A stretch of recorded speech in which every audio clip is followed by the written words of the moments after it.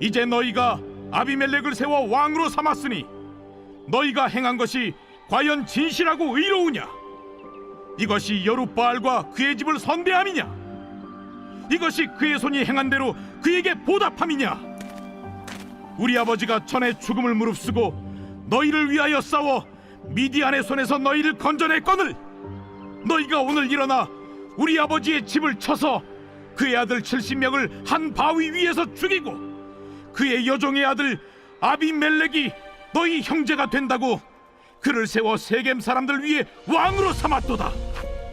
만일 너희가 오늘 여룻바알과 그의 집을 대접한 것이 진실하고 의로운 일이면 너희가 아비멜렉으로 말미암아 기뻐할 것이요 아비멜렉도 너희로 말미암아 기뻐하려니와 그렇지 아니하면 아비멜렉에게서 불이 나와서 세겜 사람들과 밀로의 집을 살을 것이요 세겜 사람들과 밀로의 집에서도 불이 나와 아비멜렉을 살을 것이니라. 요담이 그의 형제 아비멜렉 앞에서 도망하여 피해서 부엘로 가서 거기에 거주하니라.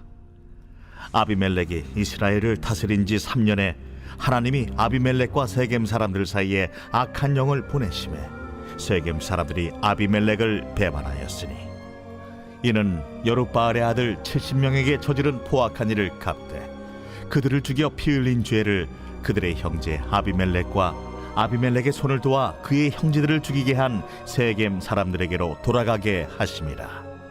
세겜 사람들이 산들의 꼭대기에 사람을 매복시켜 아비멜렉을 엿보게 하고 그 길로 지나는 모든 자를 다 강탈하게 하니 어떤 사람이 그것을 아비멜렉에게 알리니라.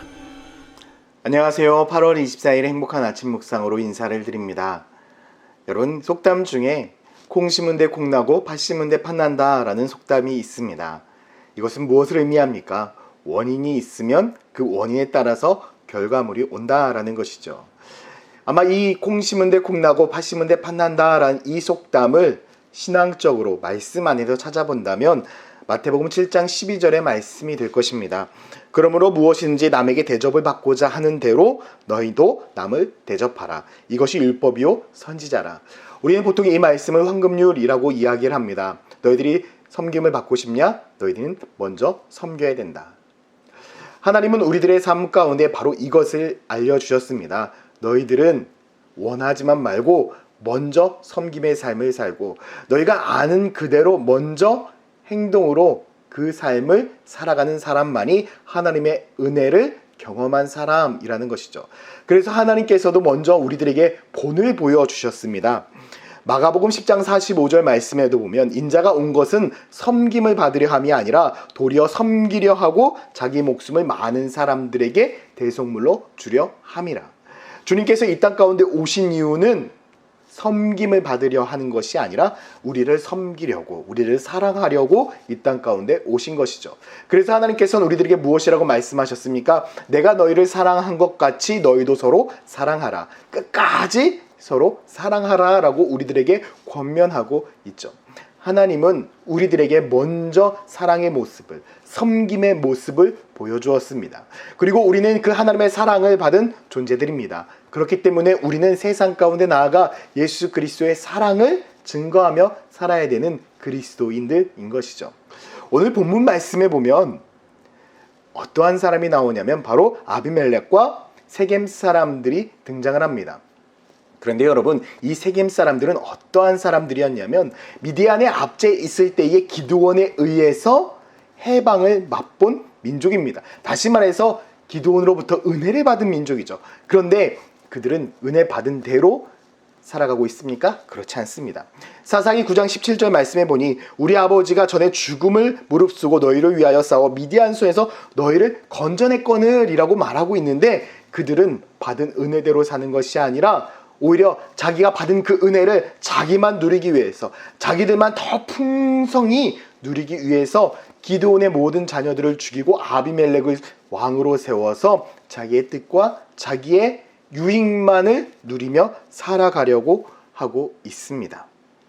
그런데 저는 오늘 이 말씀을 묵상하다 보니 마치 하나님의 사랑과 하나님의 은혜를 받고 우리는 세상 사람들의 그 사랑과 은혜를 전하지 않는 우리들의 모습을 발견하게 되었습니다. 사실 오늘날 교회 공동체가 세상 사람들에게 많은 손가락질 당하고 있습니다. 그 이유가 무엇입니까? 하나님의 사랑을 받았는데 그 하나님의 사랑을 유통하고 있지 않습니다. 하나님의 축복을 받았는데 그 축복을 유통하고 있지 않습니다. 우리만 행복하고 우리만 기쁘고 우리만 즐거우면 된다라는 생각으로 우리 교회만을 위한 신앙을 갖고 있다는 것이죠.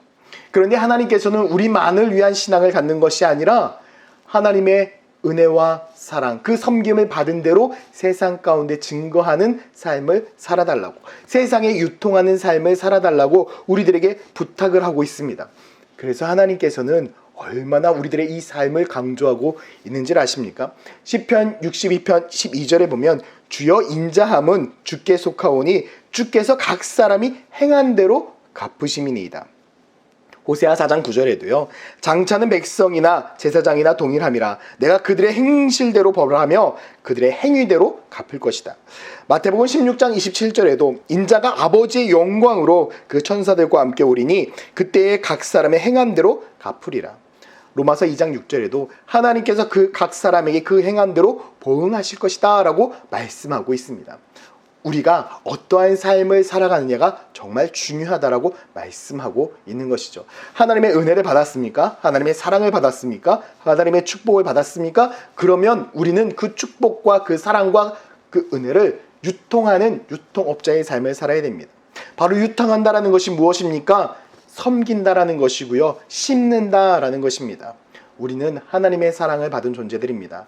우리 천안침례교회는 하나님으로부터 놀라운 은혜와 축복을 받은 교회입니다. 그래서 우리는 영혼을 살아가는 교회로 천안시를 섬기는 교회가 되어지고 이 땅의 수많은 영혼들에게 예수 그리스도의 사랑을 전하는 성도들이 되어야 합니다.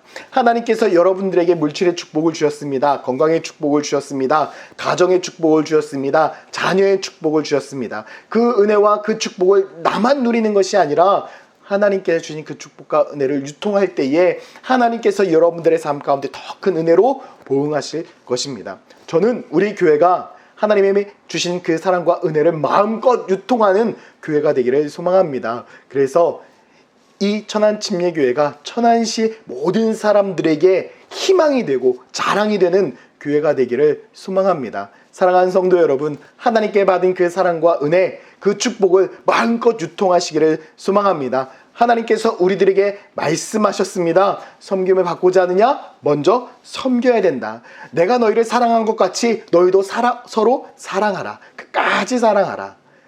저는 우리 교회가 그 하나님의 말씀에 순종하며 나아가는 믿음의 교회가 되기를 예수님의 이름으로 축원드립니다. 기도하겠습니다.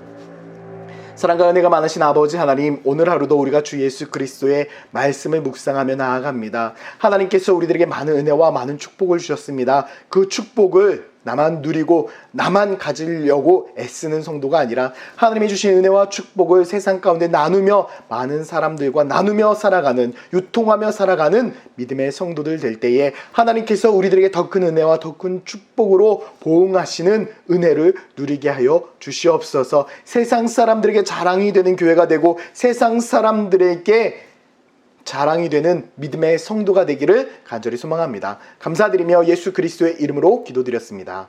아멘.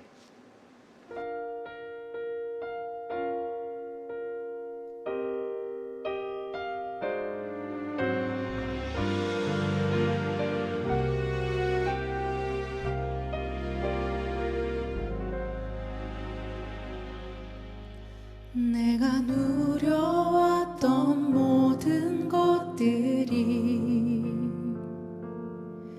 내가 지나왔던 모든 시간이 내가 걸어왔던 모든 순간이